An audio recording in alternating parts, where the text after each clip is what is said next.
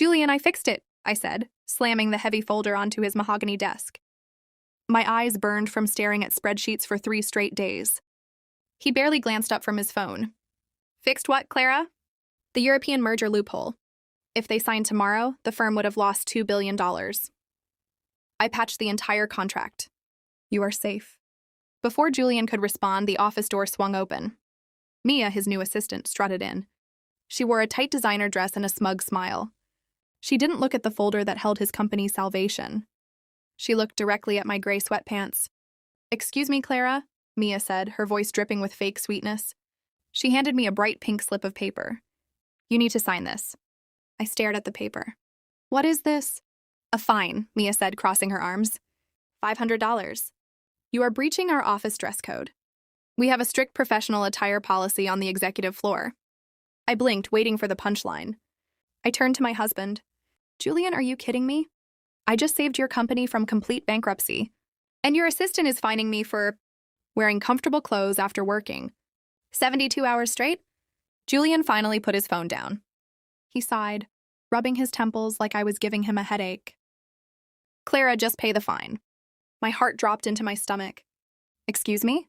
Mia is right, he said, adjusting his expensive tie. We have standards to uphold here. You can't just wander around the executive suites looking like a homeless person. It sets a bad example. I am your wife, I whispered, my voice trembling slightly. I am your silent financial advisor. I built the financial model that bought this very building. And I pay you well for it, Julian snapped. Just give her the $500 and go home and change. You are overreacting. I stared at the man I married 5 years ago. I bled for his dreams. I stayed in the shadows so he could shine on the covers of business magazines. In that exact moment, I realized my absolute loyalty meant nothing to him. I didn't scream. I didn't cry. The burning anger in my chest suddenly turned into solid ice. You are right, Julian, I said softly. I reached into my bag, pulled out my checkbook, and wrote a check for $500. I handed it to Mia. Thank you, Mia smirked. Keep the change, I said evenly. I turned around and walked out of the office. I walked down the long glass hallway. The betrayal burned deep, but the coldness filling my veins felt much better. When I reached the elevator, Tom, the night security guard, was standing there. Rough night, Mrs. Clara? Tom asked, his kind eyes full of pity. He had seen me sleeping on the office couch too many times. My last one, Tom, I replied, forcing a smile. Take care of yourself. You too, ma'am. You deserve better. You too, ma'am. You deserve better.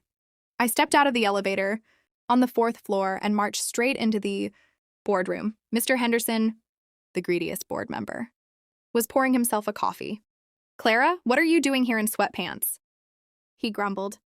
I am here to inform you that I am formally stepping down as Julian's silent financial advisor, I said clearly. Henderson laughed out loud. Oh, please. Julian is the brains of this operation. You just crunch the numbers. Good luck with the merger, Mr. Henderson, I said. You are going to need it. I went to my small windowless office. I packed my laptop, my favorite pen, and a framed photo of my dog. I left the picture of Julian in the trash can. I was completely done playing the good wife. I walked out of the building into the cool night air. I saved him today, but I would never save him again. Sarah?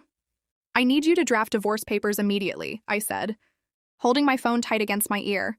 Finally, Sarah replied, her voice crackling with fierce approval. I have been waiting 5 years for you to make this call. I will have them ready in an hour. Make sure my personal assets are completely shielded, I told my best friend. He gets his company.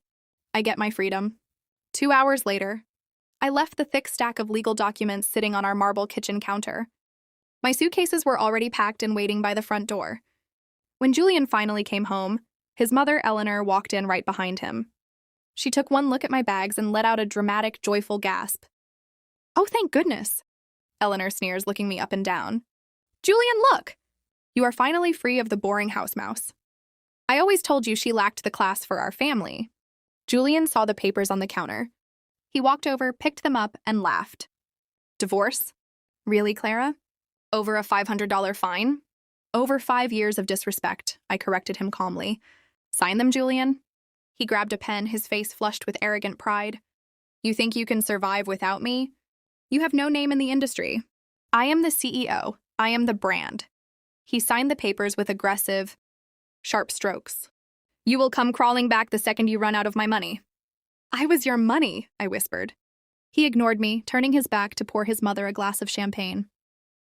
I picked up my bags, walked out the door, and didn't look back once. The next morning, I walked into a spectacular glass building downtown.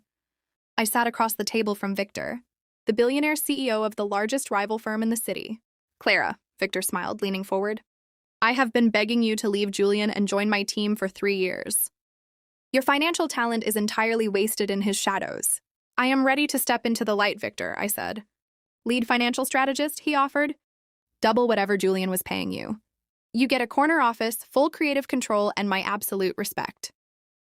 I accept. Within days, the consequences of my absence began to unfold. Without my daily silent fixes to Julian's sloppy contracts, his company immediately started to bleed cash. He trusted Mia with the sensitive accounts, completely unaware that she was clueless about high-level corporate finance. I sat in my new beautiful corner office drinking premium coffee. I opened my laptop and watched Julian's stock prices flash red across the screen. They were dropping fast. He was losing millions by the hour. I smiled, feeling the power shift back to where it truly belonged. My own hands. 2 months passed in a glorious blur of massive success. Under my strategy, Victor's company dominated the market. Meanwhile, Julian's empire was teetering on the very edge of total bankruptcy. That $2 billion deal collapsed. The moment the investors realized my final signatures were missing from the risk assessments, there was a soft knock on my door. My new assistant, Leo, walked in. He was young, highly efficient, and deeply loyal. Ms. Clara, the package you requested arrived, Leo said respectfully, handing me a thick manila folder. Mike dropped it off. Thank you, Leo. Hold all my calls for the next hour, I said. I opened the folder. Mike, the private investigator I hired weeks ago, had done excellent work. The glossy photos and bank statements inside proved exactly what I suspected. Mia had been secretly embezzling hundreds of thousands of dollars from Julian's failing company to fund her luxury lifestyle. I stared at the proof. I didn't call Julian to warn him. I didn't owe him anything. Instead, I scanned the documents, wiped my digital footprint, and anonymously leaked the entire folder to the top 3 financial news outlets in the city. The downfall was brutal, loud, and incredibly fast. By morning, Julian's company was front-page news for all the wrong reasons. The board was in full panic, and the stocks hit rock bottom. The next afternoon, the heavy oak doors of my office burst open. Clara! I looked up. Julian stood there, panting heavily. He had pushed past security. He looked absolutely desperate, pale, and broken. His expensive suit was wrinkled, and his arrogant smirk was completely gone. Sir, you cannot be in here, Leo said, stepping between us firmly. It's fine, Leo, I said softly.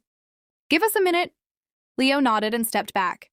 Julian rushed to my desk, placing his shaking hands on the glass. Clara, please. You have to come back.